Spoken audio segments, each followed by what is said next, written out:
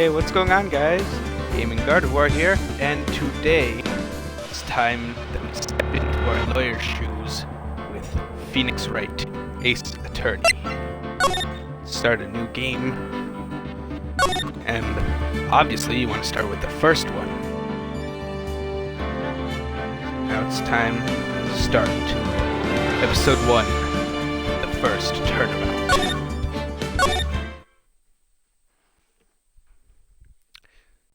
Now, even with the mild language on here, I'm not going to actually say it, just because.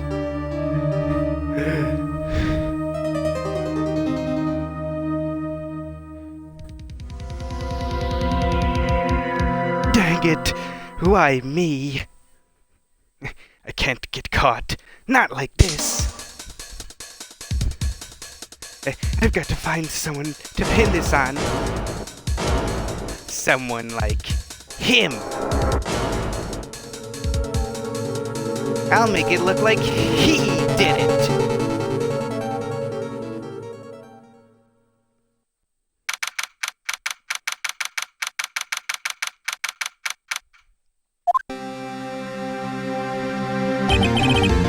Boy, am I nervous.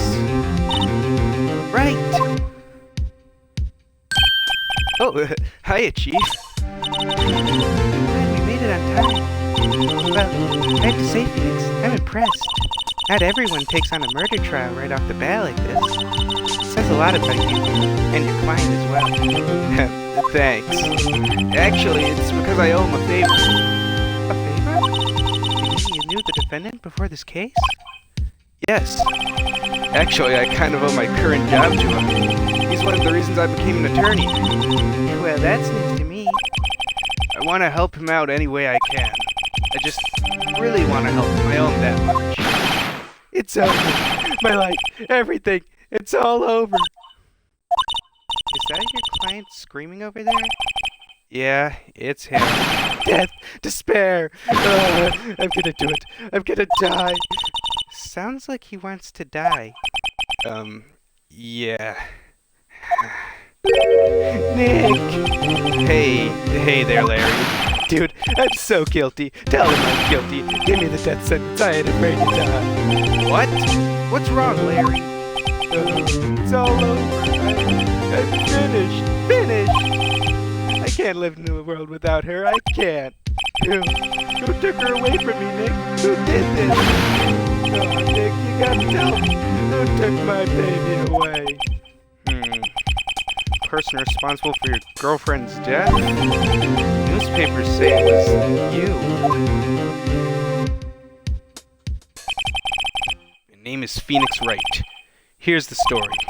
My first case is a fairly simple one. A young woman was killed in her apartment. The guy they arrested was the unlucky sap dating her. Larry Butts. My best friend since grade school. Our school had a saying, when something smells, it's usually the butts. In the 23 years I've known him, it's usually been true. He has a knack for getting himself in trouble. One thing I can say though, it's usually not his fault. He just has terrible luck. But I know better than anyone that he's a good guy at heart. Dad and I owe him one, which is why I took the case, to clear his name. And that's just what I'm going to do.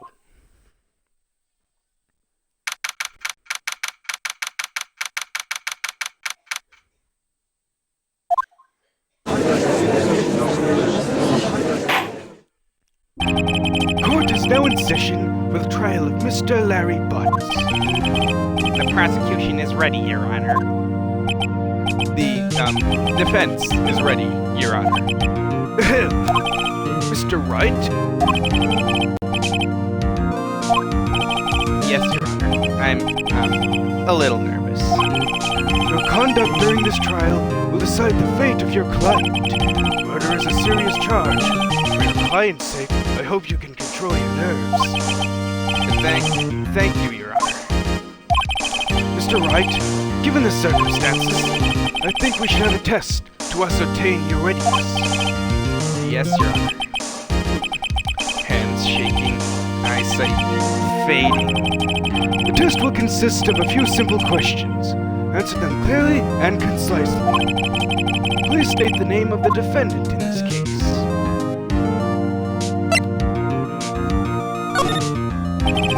Defendant? Well, that's Larry Butts, Your Honor. Correct. Just keep your wits about you and you'll do fine. Next question. This is the murder trial. Tell me, what's the victim's name? I know this one. Glad I read the case report cover to cover so many times. It's... boy. Uh-oh. No way, I forgot! Drawing a total blank here. Phoenix, are you absolutely sure you're up to this? You don't even know the victim's name! Oh, the victim! Of course I know the victim's name. I, just forgot temporarily. I think I feel a migraine coming on. Look, the victim's name is listed in the court record. Just press the right bumper to check it any time, okay? Remember to check it off. Do it for me, please, I'm begging. Mr. Wright, who is the victim in this case?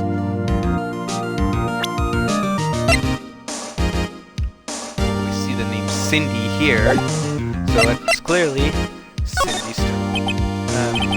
The victim's name is Cindy Stone. Correct. Now, tell me, what was the cause of death? She died because she was... Let's check back again. Loss of blood due to blunt trauma. So that would be hit with a blunt object. She was struck once by a blunt object. Correct. You've answered all my questions. I see no reason why we shouldn't proceed. You seem much more relaxed, Mr. Wright. Good for you. Thank you, Your Honor. Because I don't feel relaxed, that's for sure. Well then, first, a question for the prosecution, Mr. Yes, Your Honor? As Mr. Wright just told us, the victim was struck with a blunt object. Would you explain to the court just what that object was? The murder weapon was the statue of the Thinker. It was found lying on the floor next to the victim. I see. The court accepts it into evidence. Right. Be sure to pay attention to any evidence added during the trial. That evidence only entered the court. Use the right bumper to check the court record frequently. Mr. Payne, the prosecution may call its first witness. And the prosecution calls the defendant, Mr. Butts, to the stand. Chief, what do I do now? Pay attention. You don't want to miss any information that might help your client's case. You'll get your chance to respond to the prosecution later, so be ready. Let's just hope he doesn't say anything unfortunate. Uh-oh. Larry gets excited easily. This could be bad. Ahem. Mr. Butts, is it not true that the victim had recently dumped you? Hey, watch it, buddy! We were great together. We were Romeo and Juliet, Cleopatra and Mark Antony. Didn't they all die? That wasn't dumb. She just wasn't taking my phone calls or seeing me ever. What's it to you anyway? Mr. Butts, what you describe is generally what we mean by dumb. In fact, she'd completely abandoned you and was seeing other men. She had just returned from overseas with one of them the day before the murder. What do you mean, one of them? Lies. All of it. Lies. I don't believe a word of it. Your Honor, the victim's passport. According to this, she was in Paris until the day before she died. Indeed. She appears to have returned the day before the murder. Dude, no way. The victim was a model, but did not have a large income. It appears that she had several sugar daddies. Daddies? Sugar? Yes, older men who gave her money and gifts. She took their money and used it to support her lifestyle. Dude. We can clearly see what kind of woman this Miss Stone was. Tell me, Mr. Butts, what do you think of her now? Right? I don't think you wanted to answer that question. Yeah, Larry has a way of running his mouth in all the wrong directions. Should I? You know, yeah, let's stop him from answering. My client had no idea the victim was seeing other men. That question is irrelevant to this case. Dude, Nick, what do you mean irrelevant? That cheating shit. I'm gonna die. I'm just gonna drop dead. Yeah, and when I meet her in the... I'm the bottom. Let's go trial, shall we? I believe the accused's motive is clear to everyone. Yes, quite. Oh boy, this is so not looking good. Next question. You went to the victim's apartment on the day of the murder, did you not? Well, did you or did you not? Well, maybe I did, and maybe... What do I do? Let's just have him answer honestly. You know, I'll send him a signal. Tell the truth. Yeah, I was there. I went. Order! Well, Mr. Butts? Dude, chill. She wasn't home, man, so, I didn't see her. Your Honor, lying. You call a witness who can prove Mr. Butts is lying. Well, if eyes matters, who is your witness? The man who found the victim's body just before making the gruesome discovery. He saw the defendant fleeing the scene of the crime.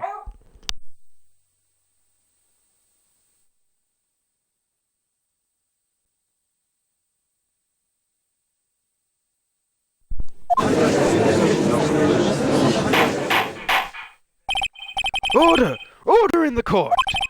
Mr. Payne, the prosecution may call its witness.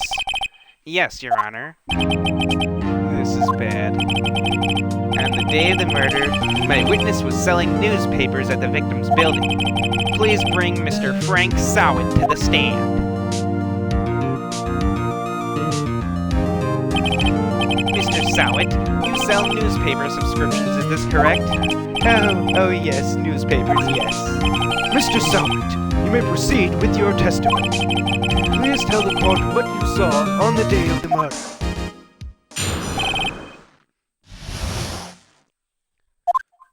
I was going door to door, selling subscriptions when I saw a man fleeing an apartment. I thought he must be in a hurry because he left the door half open behind him. Thinking it strange, I looked inside the apartment, and I saw her lying there, a woman, not moving, dead! I quailed with fright and found myself unable to go inside. I thought to call the police immediately.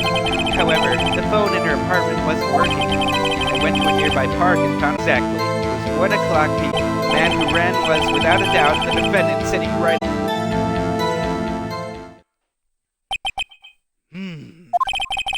Larry, why didn't you tell the truth? I can't defend you against a testimony like that. Incidentally, why wasn't the phone in the victim's apartment working?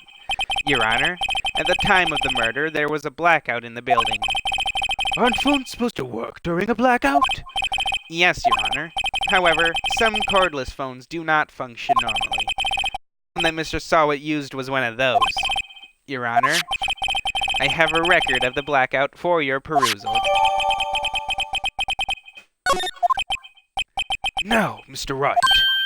Yes, Your Honor? You may begin your cross-examination. Coronation, Your Honor? Alright, Ray, this is it. The real deal. What exactly am I supposed to do? Why, to expose the lies in the testimony the witness just gave. Lies? What? He was lying? Your client is innocent, right? That witness must have lied in his testimony. Or is your client really guilty? How do I prove he's not? Hold the key. It's in the evidence. Compare the witness's testimony to the evidence at hand.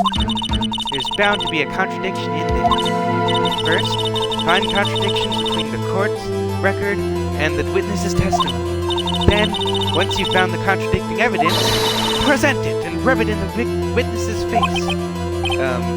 Okay. Open the court record with the right bumper, then point out contradictions in the testimony.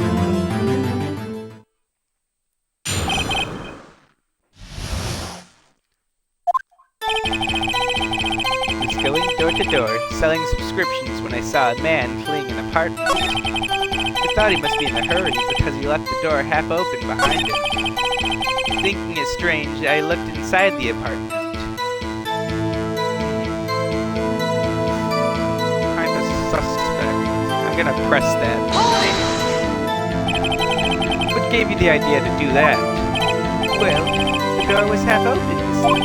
Isn't it only human nature to want to pee?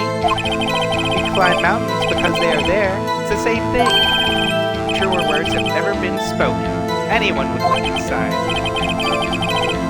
Why did pain cut him off so quickly? So you looked into the apartment. What happened then? I saw her lying there. A woman, not moving. Dead! Quailed and frightened, found myself unable to go inside. I thought to call the police immediately. However, the phone in her apartment wasn't working. Went to a nearby park and found a public phone. I remember the time exactly. It was 1 o'clock p.m. Wait a second. 1 o'clock? Let's check this. Between 4 and 5. Of course. Objection! Found the body at 1 o'clock p.m., you're sure? Yes, it was 1 o'clock p.m. for certain. Frankly, I find that hard to believe. Your statement directly contradicts the autopsy report. The autopsy notes the time of death at sometime after 4 p.m. There was no body to find at 1 o'clock p.m. How do you explain this 3-hour gap? Oh, that, though, This is trivial. The witness merely forgotten the time. After his testimony, I find that hard to believe. Mr. Sowett, why were you so certain that you found the body at 1 o'clock p.m.? Gee, that's a really good question. Great job, Wright. Way to put him on the spot. That's all you have to do. Point out contradictions. Lies always beget more lies. See through one, and their whole story falls apart. Wait, I remember now. Would you care to give your testimony again?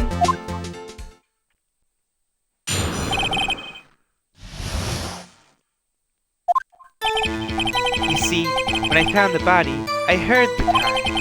There was a voice saying the time. It was probably coming from the television. Oh, but it was 3 hours off, wasn't it? I guess the victim must have been watching a video of a taped program. That's why I thought it was 1 o'clock p.m. Terribly sorry about the misunderstanding. I see. You heard a voice saying the time on a taped program. Mr. Wright, you may cross-examine the witness. Right. You know what to do. I've got this one.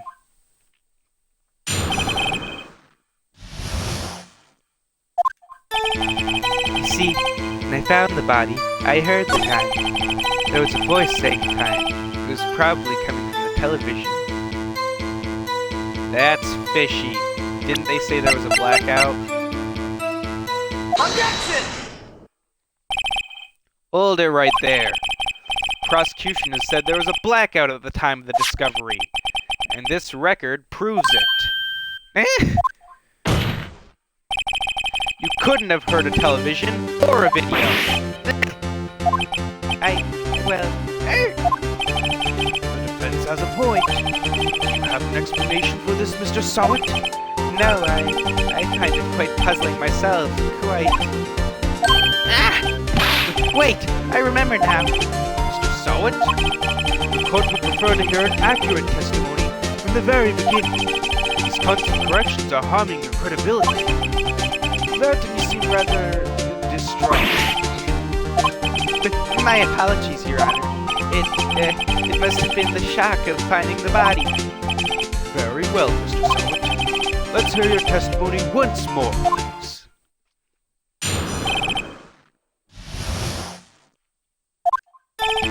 Actually, I didn't hear the time. I saw it. There was a table clock in the apartment, wasn't there? Yeah, the murder weapon. The killer used it to hit the victim. That must have been what I saw. You saw a clock?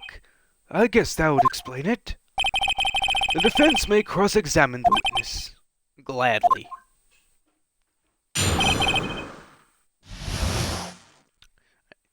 I already spotted what was wrong here, so let's just skip to it. Murder weapon. Because, as we all know, the murder weapon was the statue. Objection! Wait just a moment. The murder weapon wasn't a clock. It was the statue. Now, how is this supposed to be a clock? What? You with your objections and your evidence? Just who do you think you are? Just answer the question, Mr. Saw It. Hey, I saw it there, okay? That's a clock. Your Honor, if I may. Yes, Mr. Payne? As the witness stated, this statue is indeed a clock. The neck is a switch. You just tilt it, and it says the time out loud. As it doesn't look like a clock, I submit it as a statue. My apologies. I see. So the murder weapon was a table clock after all. Well, Mr. Wright, it appears that the witness's testimony was correct. This is a clock. Do you have any problems with his testimony now? Obviously. Your Honor, there is a gaping hole in the witness's testimony. The only way he could have known the weapon was a clock is to hold it in his hand. Yet the witness testified that he never entered the apartment. Clearly a contradiction. Indeed. The witness knew it was a clock because he had to have went into the apartment. You're lying! You were inside the apartment on the day of the murder. Oh yeah? Prove it! Prove I went in there! I'll do better than that. I can prove you were the one who killed her. You struck her with the clock, and the shock of the blow triggered the clock's voice. That was the sound you heard. Order in the court! Intriguing. Please continue, Mr. Wright. Yes, sir. Mr. Sowett, the sound must have left quite an impression on you. Understandable, since the murder weapon spoke just as you hit the victim. That voice was burned into your mind. That's why you were so certain about the time. What's the meaning of this? This is all baseless conjecture. Baseless? Just look at the witness's face. Would the witness care to elaborate? Did you strike the victim with the clock? That day, I never, look, the clock, I heard, no, I mean, I saw.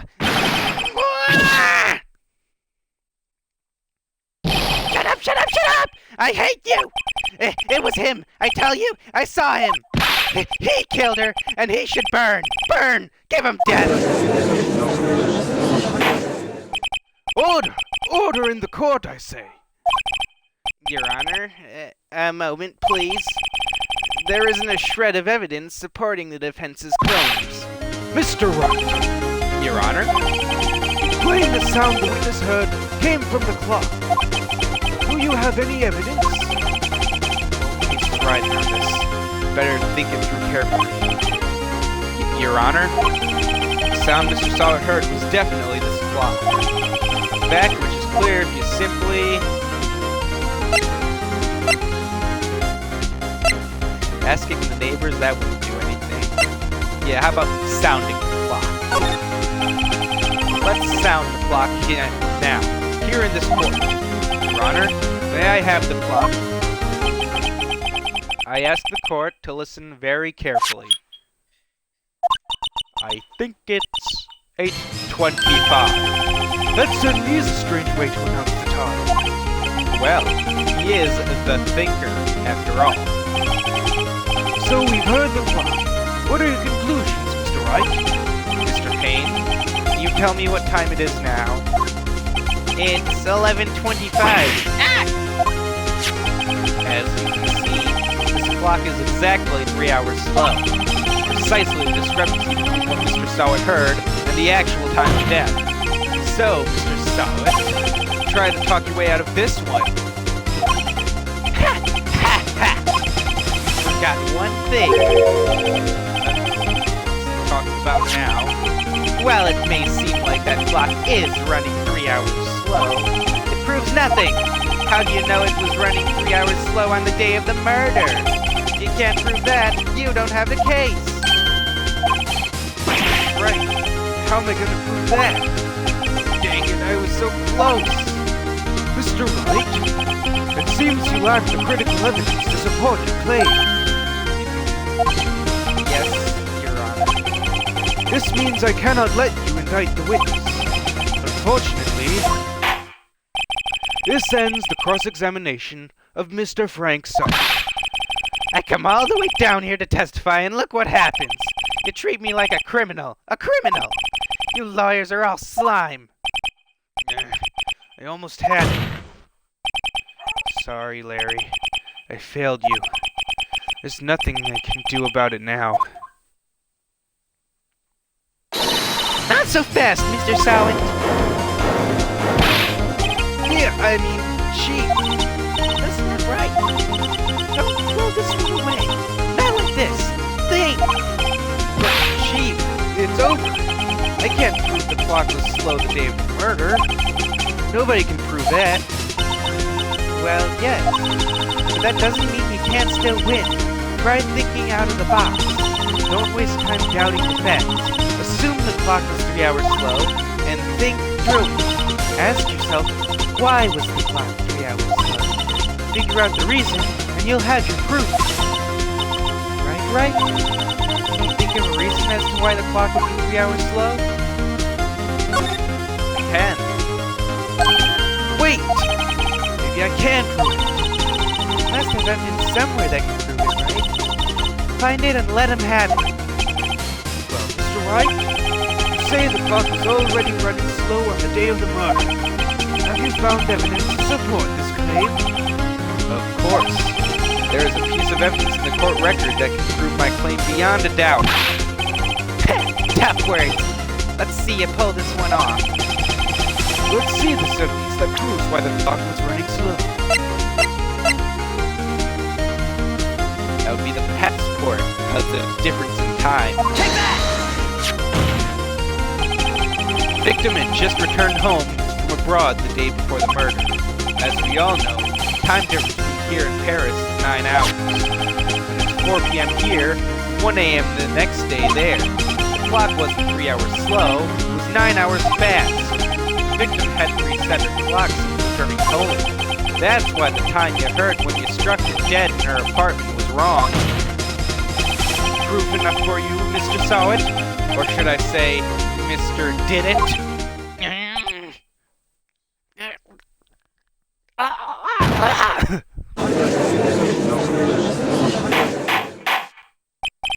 Order! Order, I say! Well, this case has certainly turned out differently than we all expected.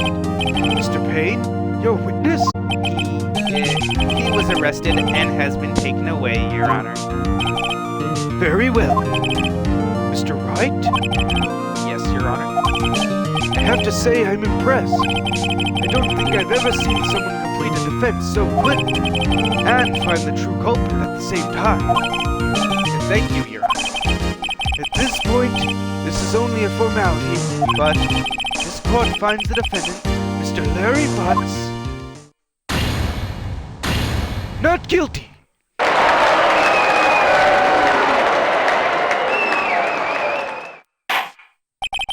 And with that, this court is adjourned.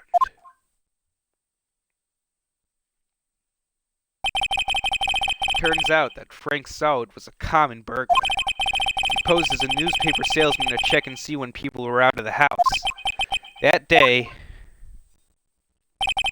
when Larry went to her apartment, the victim wasn't home. After he left, Mr. Sowett let himself in to do his dirty work. While he was searching her place, the victim returned. Flustered, Mr. Sowett grabbed the nearest blunt object he could find.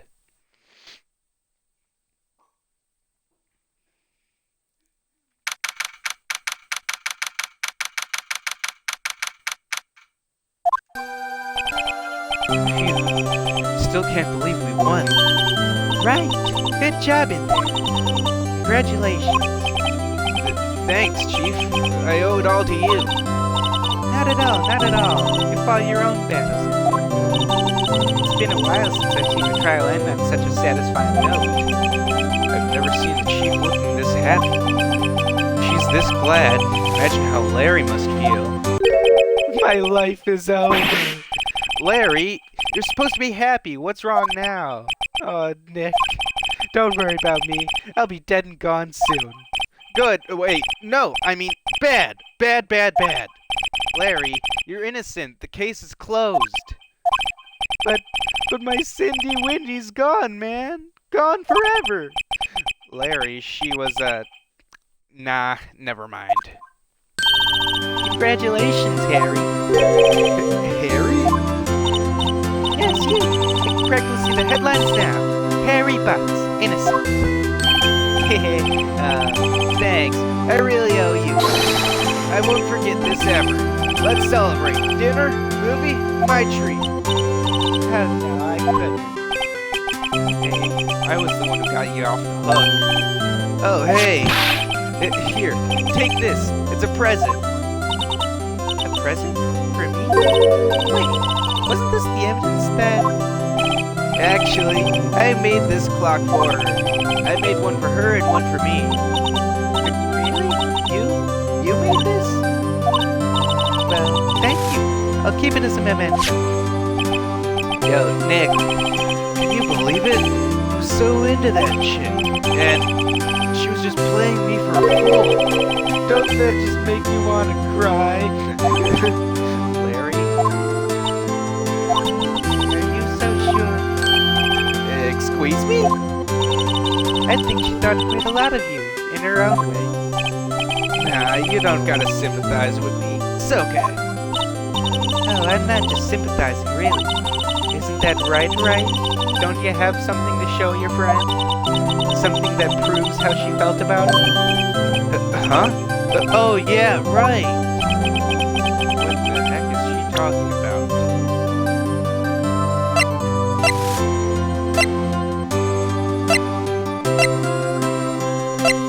Wait a second. She brought the statue with her. Take that! Check this out, Larry. Proof positive you weren't just some chump. Huh? What about that clock? This is the clock you made for her, Larry. And she took it with her when she traveled. Whatever. She probably just needed a clock, that's all. You think so? It's a pretty heavy clock to take traveling. Well, make of it what you will. Hey, Nick. I'm glad I asked you to be my lawyer. Really, I am. Thanks. Hope that made him feel a little better. Right? I hope you see the importance of evidence now. Also, hopefully you realize things change depending on how you look at them. People, too. We never really know if our clients are guilty or innocent. All we can do is believe in them. And in order to believe in them, you have to believe in yourself. Right? Listen, learn, grow strong. Never let go of what you believe in. Never. Well, I think our work here is done. Shall we be off? Yeah, I guess so. Say, how about dinner? On me? We'll drink a toast to innocent Butts. Yeah. Oh, speaking of here, you were saying part of why you became a lawyer was because of him. Yeah, part, at least. You'll have to tell me more about it sometime. Maybe over drinks. And so, my first trial came to a close. Larry slapped me on the back and said, "Gee, Nick, it's good to have friends." But I'm pretty sure he's not going to pay us, unless you count the clock he gave me. I didn't know it then, but that clock was soon going to be at the center of another incident. My promise to tell the chief about me and Larry would be one promise that I wouldn't be able to keep.